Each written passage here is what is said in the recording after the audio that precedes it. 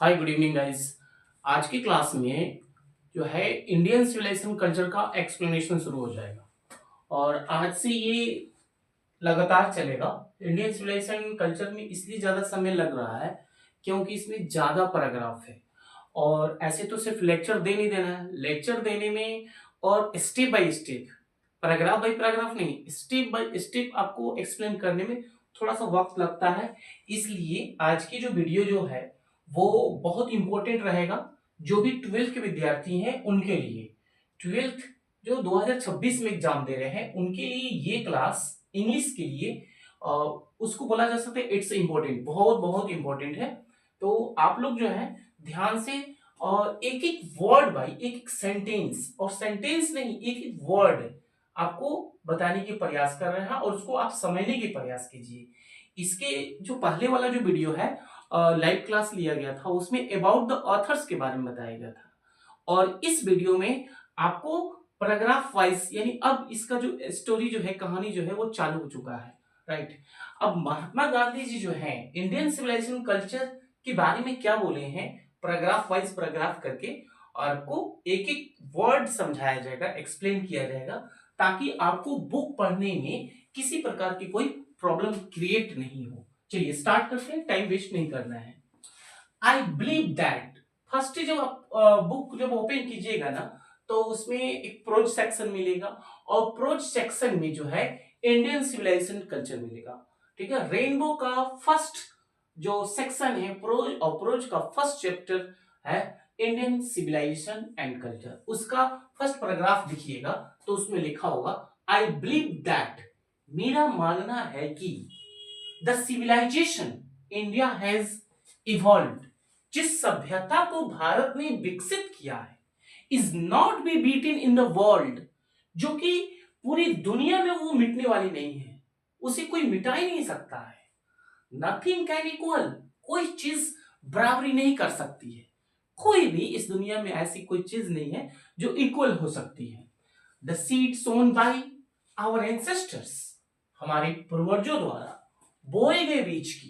देखिए इसमें आपको एक एक स्टेप बाय स्टेप का इंग्लिश और हिंदी को नोट किया गया है, इंग्लिश जो है उसका ट्रांसलेट कर दिया गया है ताकि जो लर्नर जो है, इंग्लिश लर्नर जो है वो अच्छे से बेहतर और एकदम इजी वे में वो समझ ले और वो भी एक्सप्लेन कर ले।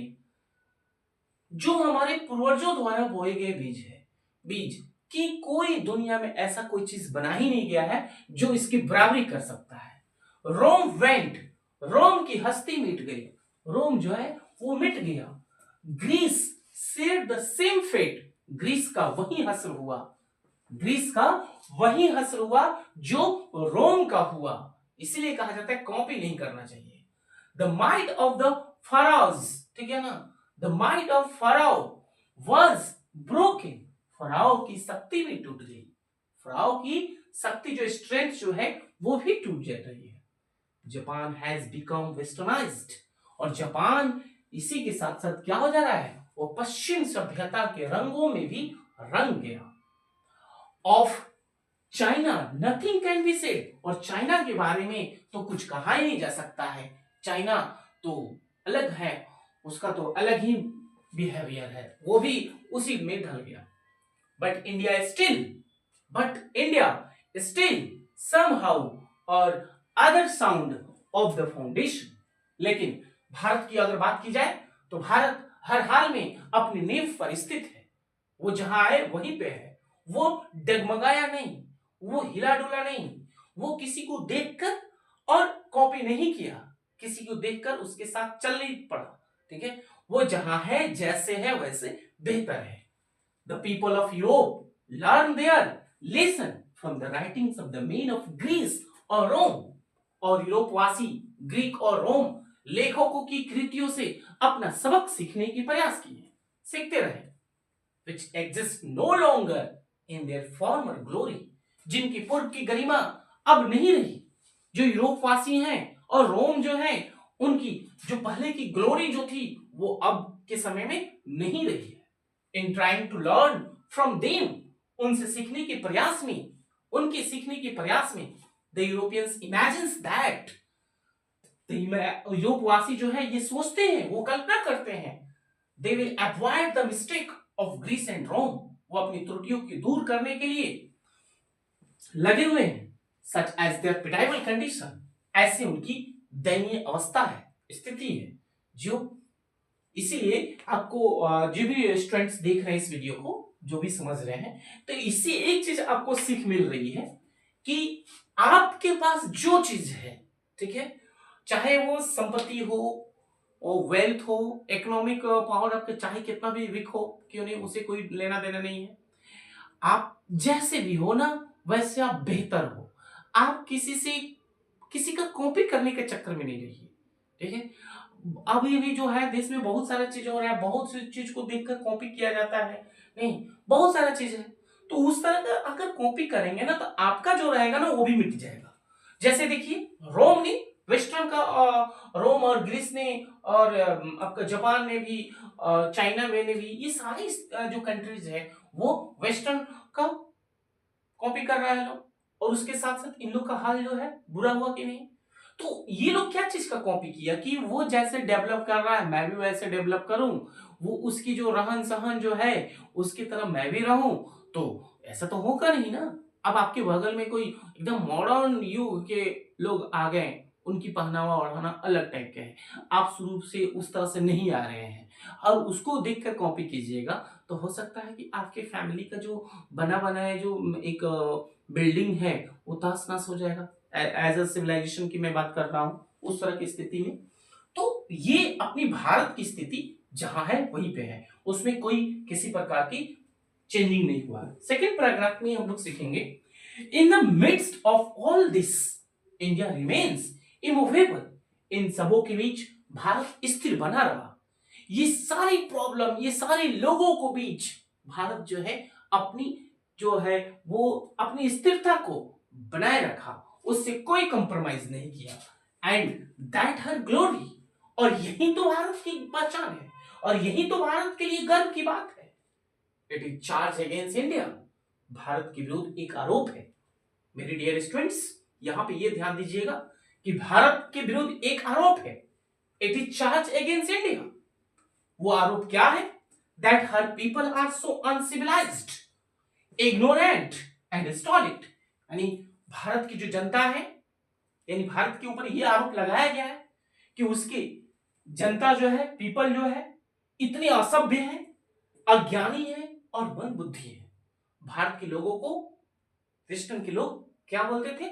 इग्नोरेंट बोलते थे, अनसिविलाइज्ड बोलते थे, स्टॉलिड बोलते थे।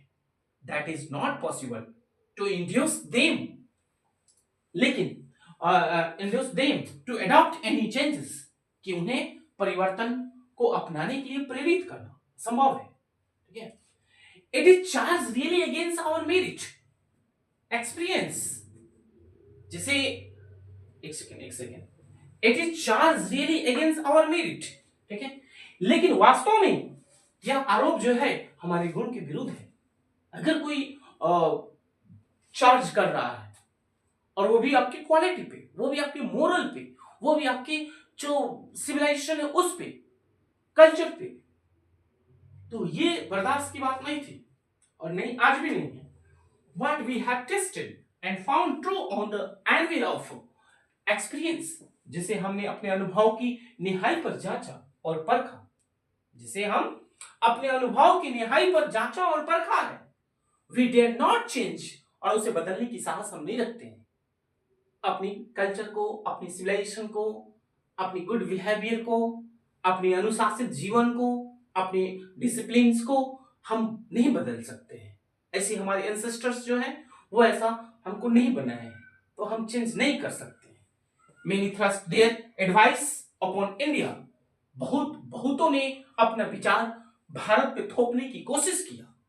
सारे लोग षड्यंत्र स्ट्रेटजी बना के भारत पे ये थोपने के लिए, अपने अपने विचार को रखने के लिए बहुत प्रयास किए, एंड शी रिमेन्स स्टडी, लेकिन ये स्थिर रहता है। दिस इज हर ब्यूटी, यही तो भारत की शान है, खूबसूरती है, सुंदरता है। It is the sheet anchor of our hope, ये उसकी आशाओं की एक ढाल है। तो अपने 2 पैराग्राफ लिटरेचर का डुअल इंग्लिश के लिए देखा, रेनबो ये पार्ट 2 का, और ये प्रोज का फर्स्ट चैप्टर है इंडियन सिविलाइजेशन कल्चर। आपको कैसा लगा? और अगर आपको अच्छा लगता है तो प्लीज आप चैनल को लाइक एंड सब्सक्राइब करें और शेयर करें। जो भी इस तरह का इंग्लिश सीखने के लिए स्टूडेंट्स हैं, जो अभी अभी जस्ट स्टार्ट किए हैं, लर्निंग करना चाहते हैं, लर्नर हैं, उनके लिए ये जो वीडियोस है काफी यूजफुल होगा। तो watching for this video, I millions of thanks you, right? Okay, thank you.